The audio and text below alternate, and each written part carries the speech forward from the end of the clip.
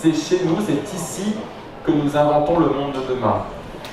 Et que non seulement nous l'inventons grâce à la fois au grain de folie, à l'envie, à l'énergie, à la détermination, à l'application, à la rigueur de Jean-Philippe, de ses équipes, au soutien de tous ceux qui l'ont accompagné depuis le début, et je salue bien sûr mon prédécesseur à la tête de la métropole, André Rossino, mais aussi que nous allons pouvoir apporter des solutions opérationnelles. Alors oui, nous sommes et nous serons les premiers clients d'Urban Loop, parce qu'Urban Loop, né à Nancy, produit dans le Grand Est, doit vivre ici sur notre territoire.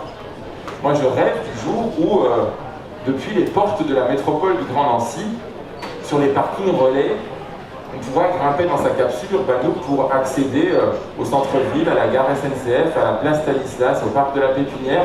Moi je pense que le projet Urban Loop, c'est un projet, c'est le bon projet au bon moment, pour trois raisons. La première raison, c'est une raison de vision. Aujourd'hui, chacun a dit la part des transports dans les émissions de gaz à effet de serre, et c'est évidemment ce projet, un projet de décarbonation, qu'on poursuit cette décarbonation dans toutes ses dimensions et qui est au cœur de l'action du ministère. Deuxièmement, c'est un projet d'innovation, au sens que vous avez rappelé, c'est-à-dire d'innovation qui s'occupe du client, de l'usager, et qui assemble des briques technologiques françaises, localisées, cher Jean Rantner, qui permettent d'envisager à la fois des développements locaux et un projet de conquête internationale. Puis troisièmement, c'est un projet d'aménagement du territoire, au sens le plus noble du terme, de cohésion sociale. Et c'est vraiment ces trois piliers, innovation, cohésion et décarbonation, qui fondent l'action du ministère des Transports, et Urban Loop répond évidemment à tous ces critères. Le deuxième sujet, c'est les atouts du projet. Et j'en vois beaucoup.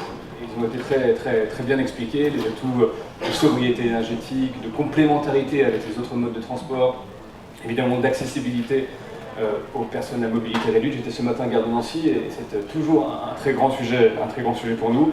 Et puis la capacité autour des données de créer des briques technologiques, de les assembler et d'en faire des atouts qui pourront, ou en tout cas des briques qui pourront se dupliquer dans d'autres secteurs peut-être, et évidemment se commercialiser à l'international.